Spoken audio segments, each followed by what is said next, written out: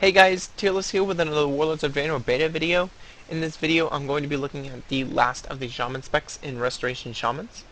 I'm going to be looking at their major changes, their changed and removed abilities, their new and changed glyphs, their new Draenor perks, and then finally their new and changed talents. There aren't that many major changes to Shamans, Restoration Shamans. The biggest change is going to come in the fact that they had a lot of passive and smart healing, much more than any of the other healers in the game. So they're going to be changing it so that their passive and smart healing just isn't as potent as it was before. So to give you an example, the first of these is Chain Heal. Chain Heal, you know, always, you choose the main target and then the rest does, all the work. The jumps will do all the work. Well, now the jumps, it's kind of like the old Chain Lightning. The jumps will do less healing with each one. So it just makes it less effective and less powerful than it used to be. Another change is going to come in the form of Healing Rain. Healing Rain would heal 6 targets, and then after those 6 targets it was a drop off. Now it's only going to heal 6 targets. It's not going to go beyond 6 targets, and it's going to choose those 6 targets at random since it's not, healing every target. It will now just be randomized which targets it chooses. It's not going to say, okay, hey, this target is 20% health, it needs more healing than the others. No, it's just going to heal any random target that's in the area. So there is another reduction in your smart and passive healing that you have as a Restoration Shaman. Another reduction is the fact that weapon imbues have been removed from the game. And while Unleash Life is still in the game and put there, the effects that came from Earth Living Weapon, all of the passive extra bonus heals, have all been removed. So you don't have access to that anymore. So it's another, reduction of those passive and smart healing. Another removal is Ancestral Awakening. Ancestral Awakening, when you critically heal a single target, direct heal, you summon an Ancestral Spirit to aid you, instantly healing the most injured party or raid target within 40 yards for 30% of the amount heal. Another, really easy, passive, smart healing that has been removed in the game. So they really just kind of had to scale back on how much smart healing and passive healing was there for Restoration Shamans. It was just too powerful. Healing Stream Totem has had its healing cut in half. I believe that's the other, major big change for, reducing that passive and smart healing. So overall, you're gonna have to, pay attention a little bit more when you heal as a shaman. You won't have so much passive healing across the board. Another major change to Restoration Shamans is the fact that Greater Healing Wave has been removed. You can still see the icon down here in the middle of my top bar up here. Healing Wave took the Greater Healing Wave icon, and it heals kind of like Greater Healing Wave. I guess you could say Healing Wave was removed, and then Greater Healing Wave was just renamed Healing Wave. Blizzard, the reason this is important and why it's a major change, just to have this one ability removed, is that it removes the 3-tier system that was introduced in Cataclysm, where you had the short powerful heal, which is Healing Surge, and then you had the medium heal, that was Healing Wave, that was extremely mana efficient and basically healed nothing, and then you had Greater Healing Wave, which did all the power. That's not going to be the case anymore. Now they've changed it so that you have mana efficient spells, and then you have mana, inefficient spells or healing throughput spells. They did this because two things. It allows for spec individuality again. With the 3-tier system, everyone had to have one of each, and that really made things boring. Well, now everyone's got, a set of, mana efficient heals, and then they have their mana inefficient heals. In the case of a, Resto Shaman, looking at single target, your Healing Wave is your mana efficient heal, and then your Healing Surge is going to be your mana inefficient heal, or your healing throughput spell. So you're going to have to juggle these to make sure that your your mana bar stays up. If your mana bar goes down, you're going to find yourself in trouble. So this was kind of a major change that has been implemented. It's going to make it a lot, more fun. It'll make things a little bit more difficult, possibly, But I think the thing I like about it most is that it brings back spec individuality. Everyone doesn't have to be the same anymore. So that leads us to the changed abilities for Restoration Shaman. We already discussed Healing Rain and how it's no longer healing beyond 6, etc. Tremor Totem has been changed so that you can no longer drop it while under the effects of Fear, Charm, or Sleep. This is a huge PvP nerf. I used to use this all the time, dropping it when I was hit with a Fear. If it makes you feel any better, Fears have been drastically reduced from the game. I've been in Ashran a lot, and Fears are the least of my concerns. I think for once people will finally feel that fears are not that big of a deal anymore as they have been in the past. Wind Shear, its threat component has been removed. Not a big change there. We already discussed Chain Heal and its reduction in after each jump. Telluric Currents no longer returns mana. It used to return the mana for the lightning bolt and then give you a little extra. It now just makes the lightning bolt free. So this was done because Blizzard wants to remove all mana generating abilities. So that means Mana Tide gone, Innervate gone, Hymn of Hope gone. Anything that regenerated mana has been removed. If you find yourself with no mana and the boss is only at 40%, the raid leader's going to look at you and say, hey, you're a bad healer. Everything as a healer is going to be about keeping the raid up, as it has been before, but managing your mana to make sure it lasts all the way to the end of the fight. Preferably, you run out of mana right as the fight ends. Those are going to be the best healers. Because you have no bailout anymore. You have no innervate. You have no mana tide anymore. You have no bailout. You can have a mana pot. You can have your mana potion. But that's it. You get nothing else. So healers are going to have to pay are going to have to pay a large amount of attention to their mana bar and make sure that they're deciding between those mana efficient heals and those mana inefficient heals on whether or not you should do it. If you're going to spam chain heal, if you're a healer that spams chain heal and healing surge when someone gets low, I guarantee you will be out of mana in the first minute of the fight. And the boss is only at 80%, and then you will get probably kicked from your raid. So if that was your play style, you're going to have to change drastically, or else you will never survive as a healer in Warlords of Draenor.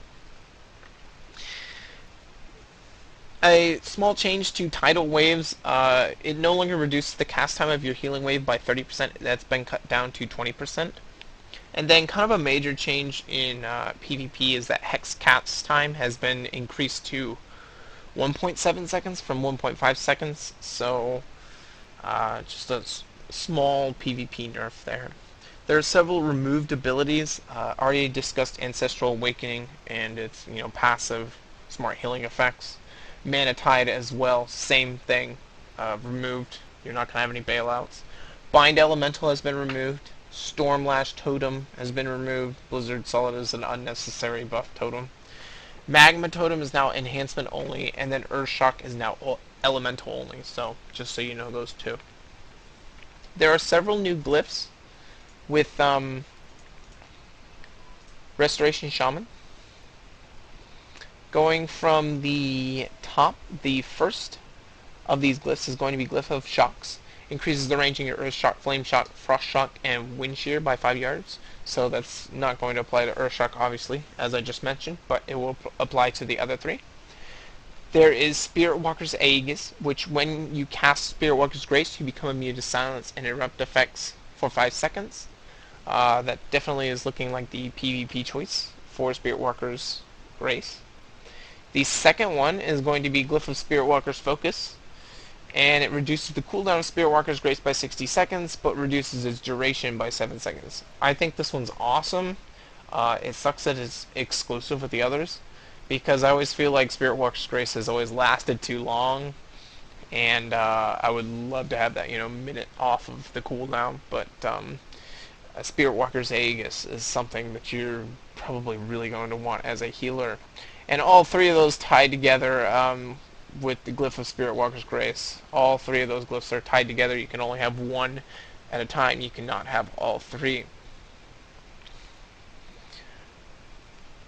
The next change is, sorry, not change. The next new glyph is Glyph of Purify Spirit, which your Purify Spirit now has a maximum of 2 charges, but its cooldown has been increased by 4 seconds. That makes it a 12-second cooldown as opposed to an 8-second cooldown. And you have 2 charges. I like it. It kind of gives you that flexibility of, going back and forth. Do I need this? Do I need, can we use it now, etc. I think it's something that people should really, look at. There is Glyph of Grounding, which I skipped up here, and it reduces the cooldown of your grounding totem by 3 seconds, and that is exclusive with Glyph of Grounding Totem. And then lastly, there is, all the way down at the bottom, it's a minor glyph. It is Glyph of Ghostly Speed, which your Ghost Wolf grants an additional 60% movement speed.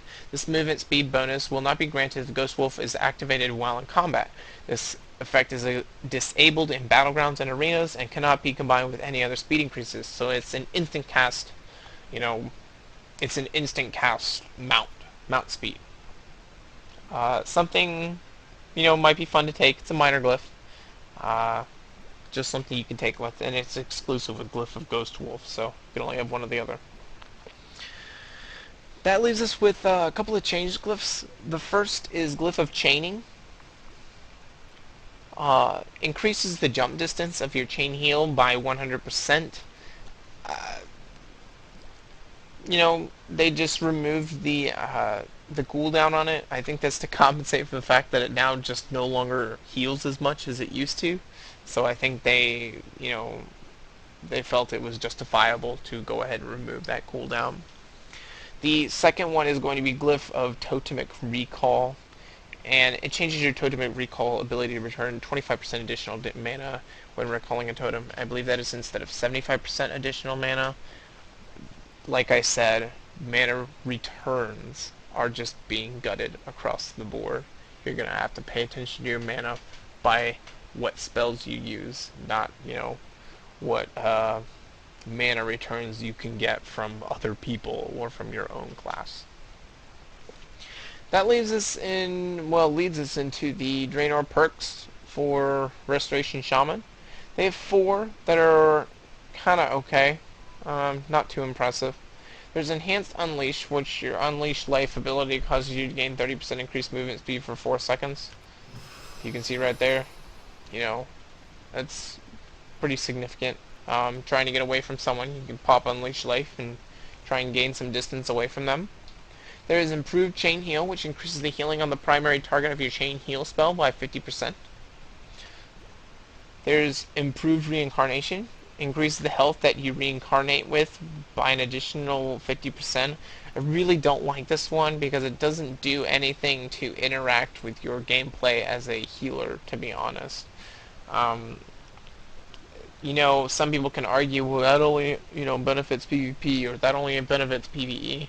At least it's benefiting one of the two. This one, I feel, just isn't benefiting anything. It's just like, oh, that's nice, I mean, I guess you could say it could benefit, PvP, non-arena, etc. But I don't know, it's just not that great. The last is Improved Riptide, which reduces the cooldown of Riptide by 1 second, makes it 5-second cooldown. Know that Riptide has had a lot of its healing moved from the hot portion and into the, direct healing portion of the spell, to make it pretty powerful. I currently have the glyph that changes it so that I cannot, test it, but it's, I mean, we can remove the glyph here just so you can see what it looks like. Go ahead and use Riptide on myself.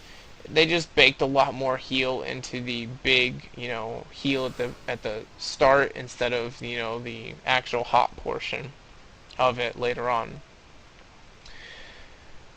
That leaves us with the talents for Restoration Druid. Gonna go ahead and pull them up. Go through the tree here so you can see all the changes. The first tier comes in the 30 tier. Know that Earth Grab Totem now shares diminishing returns with all of the rooting effects, so Void Tendrils, Entangling Roots, etc. They all share under that same diminishing return umbrella. Ancestral Swiftness can no longer be used to turn Hex into an instant cast spell, so just know that you're not going to be able to insta-Hex anymore. Conductivity now only applies to healing as a Resto Shaman and damage as a DPS class. So only your healing spells will be able to trigger it. Elemental Blast has kind of an interesting change to make it more, usable, sought after for Restoration Shamans. They've changed it so that it also increases your spirit by 1,000 for 8 seconds. So if I go ahead and use an Elemental Blast here, you can see I have two buffs. I have the stat buff that comes normally, and then I have a spear buff of 1,000. So it gives you both. It's not like it adds it into the pool of critical strike, haste, mastery, or multi-strike. No, it's in addition. So considering all the mana changes that have happened, this might become a really attractive option for Restoration Shamans on this tier if you're not going after, Unleashed Fury or Primal Elementalist if you want to. Primal Elementalist can be maybe sought after in conjunction with Storm Elemental Totem, but I honestly don't see that happening. So that leaves us with the level 100 tier. The first of these is High Tide, which your chain heal also bounces up to 2 additional targets affected by your Riptide and no longer diminishes in power with each bounce. So I kind of like this. Know that Chain Heal is your healing throughput spell for Warlords of Draenor, which means that if you just keep spamming Chain Heal, you will burn through your mana pretty quickly. So I don't know how valuable High Tide will be. I mean, it does hit 2 additional targets, and it removes the healing debuffs. So considering that health pools in Warlords of Draenor no longer kind of gradually, they no longer burst up and down, and we're not going to be in a environment where we're just trying to cap everyone off to the top. You're gonna be in a raid fight, and you're gonna see all kinds of people.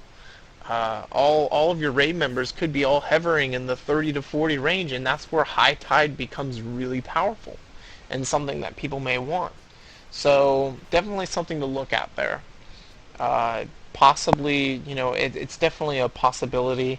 I think it'll see more use in PvP, High Tide, than the others. High Tide is something that I could see both used in PvP and PvE, whereas Storm Elemental Totem is going to be more PvP oriented, and Cloudburst will be more PvE. But we'll get to those right about now. Cloudburst Totem. Cloudburst Totem summons a water totem with 5 health at the feet of the caster for 15 seconds that collects water from all healing spells and their multi-strikes. When the Cloudburst Totem is destroyed or replaced or expires, the stored power is released, healing all injured allies within 40 yards for a total of 20% of all healing done while it was active, split evenly amongst them. So I can go ahead and do this, pop this down, and then spam Chain Heal as much as I can and get as much healing off as possible. And then you will see when this Cloudburst Totem expires, you will see it hit the training dummies on the right hand side there. As you can see, there was the burst of heal right there. It just healed everyone. I can even look up my log here. You can see your Cloudburst has healed healing dummy for 14,000 nature damage. Not necessarily the greatest. It might be tuned higher, but imagine this: you're lining up. A boss has a burst phase coming up. DBM's like, so-and-so's about to do this, and you're like, okay, we're gonna need a lot of healing here in about 30 seconds. So, when it comes to that, 17-second mark, or sorry, you're like the 12-second mark, you plop down the Cloudburst Totem and heal as much as you can, to get in preparation for that burst phase. And all of a sudden, when he does, mass damage to everyone in the raid, that Cloudburst totem kicks in, heals everybody, and then the raid has an easier time. So you can kind of see how it can possibly be used and have its merits and so forth. And I do think it'll be competing with High Tide for PvE's attention. Storm Elemental Totem is something that I think will be pretty much PvP only. It has this ability to where wherever it's damaging, it creates an AoE circle and it heals in the area where that AoE circle is. So I'm going to go ahead and open, and he's going to start attacking. And as you can see, it's healing me as well. As he fires and does damage, it heals everyone in the targeted area. I don't see how this will be used for PvP, and I just don't see it being powerful enough for PvE. So, Storm Elemental Totem, I think, may be something that's just avoided by healers across the board. Restoration Shamans, I don't know.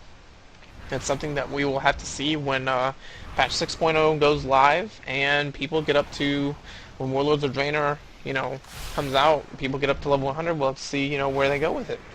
But that is everything dealing with Restoration Shamans. That is all of the Shaman specs completed. I will see you guys in the next video. Tearless out.